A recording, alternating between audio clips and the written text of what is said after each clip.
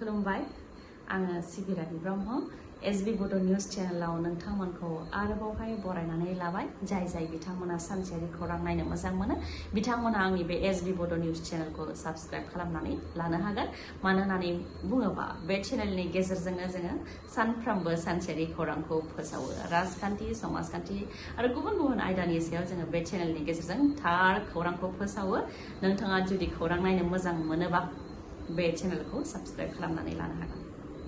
गुवाहाटी नोगोराव जेरैथिंबो दैबानानि थासारिखौ नोजोर होनानै मैयानि सानाव गासै सोलोंथाइ फसंथानफोर सोरखारि आरो सोरखारि नङैखौ बन्द लाखिनो गोनां जानायजों लोगोसे गुवाहाटी इउनिभार्सिटिखौबो मैयानि सानाव बन्द लाखिनो गोनां जादों बेबायदिनो दैबाना जानायनि जाहोनाव सरासनस्रा सुबुंफ्रा गोबां जेंनायाव गोग्लैनो गोनां जादों थांलाय फैलायनि जेंना थानायनि जेंना जानाय लोंनायनि जेंनायाव गोग्लैनो गोनां जादों मावख'फोराव थांनाय बा खामानिफोराव थांनाय सुबुंफ्रा स्पिड बोट सालायनो गोनां जादों बेनि अनगायैबो गुवाहाटी नोगोराव बेसेन गोसा गारि मटर साइकेल स्कुटी बायदिफ्रा दैनि सिङाव आरो सुबुंफ्रा जानजिसे गोदोनासे दैनि गेजेरजों थांलाय फैलाय जानो गोनां जादों बेनि गेजेरावनो मालिगावआव मोनसे दुखुनांथाव जाथाय सासे आइजोआ ड्रेननि दाहारजों बुखारलांजानो गोनां जादों एसडिआरएफनि हान्जाया फैनानै आइजोखौ नागिरफैदोंमोन नाथाय आइजोखौ मोनथ'नायनि खौरांखौ दासिम मोननो हानाय जायाखै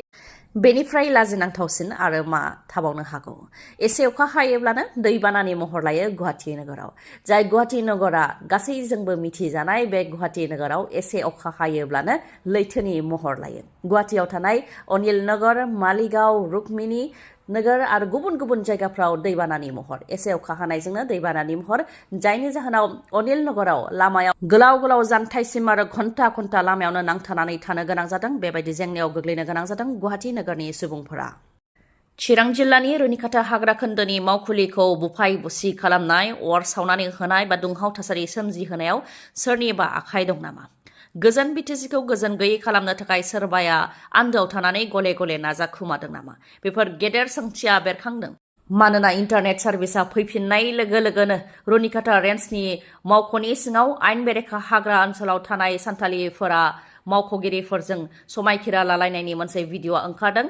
भिडिअनि गेजेरजों बेखौनो नुनो मोन्दों दि सिखोना जोहोलाव हाग्रा ओनसोलखौ दखल खालामनायखौ बिथांमोनहा सिमान लादोंमोन उननि समाव जों बेबायदि गोरोन्थि मावनाय नंला होननानै सान्थालिफोरा समायखिराखौ लादों आरो हाग्रा बिफाननिफ्राय बुदोंना बुवाखै होननानैबो सान्थालिफोरनाव सोंथि खालामदोंमोन जेराव बिथांमोनहा बुवाखै होननानै सिमान लादोंमोन जाय रोखा भिडिअनि गेजेराव नुजाथिदों नाथाय बिथांमोनहानो अखानायै फुंनि समाव गोदान मोनसे सल' लानानै मावख'खौ बुफाय बुसि खालामफैदों अर सावनानै होफैदों बेबायदि दुंहाव थासारि सोमजिहोदों जायनि थाखाय सानथाम सानब्रैनि थाखाय इन्टारनेट बन्द खालामनो गोनां जादों बिटिसिनि क'क्राझार आरो चिरां जिल्लायाव बेनिखायनो दा बेनि सायाव मोनसे गेदेर सोंथि बेरखांदों चिरां जिल्लानि रुनिकाटा हाग्रा खोन्दोनि मावखुलिखौ बुफाय बुसि खालामनाय गोजोन गैयै थासारि सोमजिहोनायाव सोरनिबा आखाइ दङ नामा गिख्रंथाव बास जाब्रथाय जाय बास जाब्रथायाव 126 सुबुङा जिउ खोमानो गोनां जादों आरो 129आ जोखोम जानो गोनां जादों जोखोम जानांनाय 129नि मादावबो गोबाङानो गाज्रि जोखोम जानो गोनां जादों गोजौ हाजो ओनसोलनिफ्राय गोग्लैदों जायनि जाहोनाव बे दुखुनांथाव जाथाया जानो मोन्दों जम्मु एन्ड काश्मीरनि उधमपुर जिल्लायाव रामनगराव जानो मोन्दों बे गिख्रंथाव जाब्रथाया फुंनि 9:10 समावनो जानो मोन्दों गोजौ हाजो ओनसोलनि लामा गिदिंनायाव बासआ गिदिंदोंमोन बेयावनो बासखौ सामलायनो हायैयाव बासआ गाहायाव बेलथायलांदों गोबां खेब बेलथायनायनि जाहोनाव गिख्रंथाव हौवै 126आ जायगायावनो जिउ खोमानो गोनां जादों जाथाय जानाय लोगोनो ओनसोलनि सुबुंफ्रा रैखा खालामनो थाखाय नुजाथिहैदों बेनि उनाव रैखा खालामग्रा हान्जायाबो फैनानै बास सिंनिफ्राय 126नि गोथै देहाखौ बख'दों आरो 129 जोखोम जानांनायफोरखौबो बख'नानै उनाव देहा फाहामसालियाव फाहामथायनि थाखाय दैथायहरदों जाथायखौ लानानै प्राइम मिनिस्टार अफिसनिफ्रायबो दुखु मोननाय फोरमायथिदों आरो जायफोर बिथांमोनहा जिउ खोमानो गोनां जादों बिथांमोननि न'खरनो 2 लाख रांनि अनसुंथाइ फोसावनायजों लोगोसे जोखोम जानांनायफोरनो 50,000 रां फोसावदों प्राइम मिनिस्टार अफिसनिफ्राय 8 बोसोरनि उनाव अभिजित नाथ आरो नीलोत्पल दास थैनाय जाथायनि बिजिरनायखौ मोननो हाबाय थांनाय 2018 मायथाइयावनो खास्रि बिस्रि बुनानै बुथारनाय जाथाय जादोंमोन सकन्द्रानि सन्देहआव बुग्लि बुथारनाय जाथाय जादोंमोन अभिजित नाथ आरो नीलोत्पल दासखौ बे बुथारनाय जाथायजों लोब्बा लाखिनानै 45 लोगोसे 3 उन्दै गथ'सा जाय 18 बोसोर बैसोनि उन्दैसिन बिथांमोनखौ हमनाय जादोंमोन दा बे जाथायनि सायाव दायनिगिरिफोरखौ फोसावबाय सा 45नि मादाव सा 20खौनो दायनिगिरि होननानै फोसावबाय आरो सा 25फोरनि सायाव फोरमान गैयैनि थाखाय बा नांगौ बायदि साखि गैयैनि थाखाय दाय गैया होननानै बिथांमोनखौ फोसावबाय नगाव सेसन कर्टनिफ्राय। सा 20नि थाखाय साजाखौ नगाव सेसन कर्टआ 24 एप्रिलाव फोसावगोन। फासिनि साजा नङाबा जिउ जोबजासे जोबथेसालियाव थानायनि साजा फोसावनो हागौ होननानै फोरमायथिदों उखिला। जायनाखि फासिनि साजाया जाथावना नङा, जोबोद खम केसाव फासिनि साजा जायो। दा बिथांमोननि दाया बेसेबां बेनि सायाव नायबिजिरनानै साजाखौ फोसावगोन होननानै फोरमायथियो उखिला। दायनिगिरि फोसावजानाय सा 20नि मुङा फारियै बिश्वराम सोरगियारि, फान्थें बसुमतारी, आलाफास टिमुं, इनसेन्ट इंति, रायखम टिमुं, रत्नेश्वर तेरं, फुकन लेखाट, एन्स टिमुं, फ्रेस टिमुं, रूपसिंह क्र, धनु मेस, बाबू सिंह क्र, विक्रम घनसे, सिखारी रंफी, बाबू रंफी, बारिश रंफी, अंडा मेस, विद्या सिंह रंफी, मनसिंह क्र आरो दीपज्योति बसुमतारी गासै सा 20नि सायाव दायनिगिरिखौ फोसावबाय आरो बिथांमोननि साजाया मा जागोन बेखौ 24 एप्रिलाव नगाव सेसन कर्टआ फोसावनानै होगोन होननानै फोरमायथिनो गोनांदि थांनाय 2018 मायथाइनि 8 जुनाव कार्बि आंलंनि डकमकायाव दै बाज्रुम नायनो होननानै थांदोंमोन नीलोत्पल दासजों लोगोसे अभिजित नाथ बिथांमोनहा। नाथाय दै बाज्रुम नायनानै फैखांनायनि उनाव बिथांमोनखौ सकन्द्रा बा गथ' लांखारग्रा होननानै सन्देह खालामनानै गामिनि माखासे सुबुंफ्रा ओंखारनानै बिथांमोनखौ गाज्रि बुग्लिदोंमोन, जेराव बिथांमोनहा गावसोरखौ आसामनिनो थागिबि होननानै गोबां खेब बुंथिदोंमोन आरो जिउ रैखानि थाखाय गोबां आखाइ खबजोबनानै आरज खालामदोंमोन। अब्लाबो गामिनि सुबुंफ्रा बिथांमोननि खोथाखौ फंसेबो खोनासङालासे बिथांमोनखौ गाज्रियैनो बुग्लिदोंमोन, जायनि जाहोनाव बिथांमोनहा जायगायावनो जिउ खोमानो गोनां जादोंमोन। जाय जाथाया आसामखौनो सोमावग्लुंदोंमोन आरो बे जाथायनि सायाव बिजिरनाय नांगौनि थाखाय दायनिगिरिफोरखौ गोख्रों साजा होनांगौनि थाखाय आसाम नाङैनो गोख्रों धरना होनाय जादोंमोन। दा 8 बोसोर जुजिनायनि उनाव बिजिरनायखौ मोननो हाबाय अभिजित नाथ आरो नीलोत्पल दासनि नखरनिफोरा। चिरां डिस्ट्रिक्ट मेजिस्ट्रेटनिफ्राय मोनसे पाब्लिक नटिस फोसावदों। रुनिकाटा फरेस्ट रेन्ज अफिसखौ बुफाय बुसि खालामनाय, सोरखारि आरो सोरखारि नङै गारि सावनाय, अन्थाइ खुबैनाय बायदि जाथाय जाय 27 एप्रिलनि फुंनि 9:30 जानो मोन्दोंमोन, बेनि सायाव मेजिस्ट्रियेल इनकुवेरि खालामनो थाखाय फोसावदों। बे जाथायनि सायाव सोरबाफोर माबाफोर फोरमायनो गोनां दङब्ला बा फोरमान दङब्ला बेखौ नोंथांमोना फैनानै खोन्थाफैनो हागोन। 23 एप्रिलाव फुंनि 11 रिंगानिफ्राय बेलासिनि 3 रिंगानि गेजेराव रुनिकाटा फरेस्ट रेन्ज अफिसनि उल्था दिगाव थानाय फरेस्ट 1B आव नोंथांमोना फैनानै खोन्थाफैनो हागोन। थांनाय माखासे सान सिगां सान्थालि हारिनि माखासे सुबुंफ्रा फैनानै रुनिकाटा फरेस्ट रेन्जखौ बुफाय बुसि खालामनाय जाथायनि सायाव जायखिजाया नोंथांनो खौरां दङबा नोंथांमोनहा फोरमायफैनो हागोन।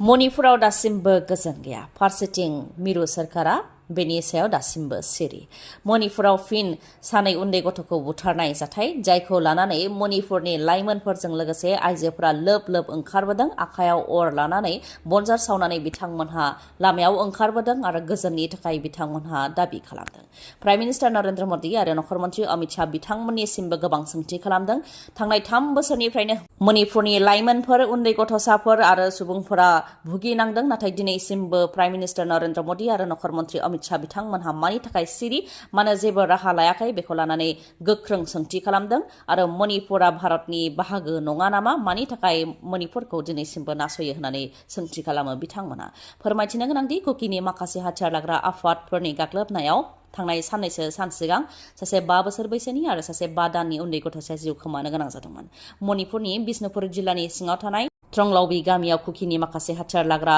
हानजाया गाग्लोबफैदोंमोन, जेराव सानै उन्दै गथ'साफोरखौ बुथारलांदोंमोन। थैनांनाय सानै उन्दै गथ'साफोरा सासे 5 बोसोरनि आरो सासेया 5 दाननिल'मोन। बे जाथायखौ लानानैनो मणिपुराव रोजा रोजा सुबुंफोरा लामायाव ओंखारनानै गोख्रोङै खुद्रिदों।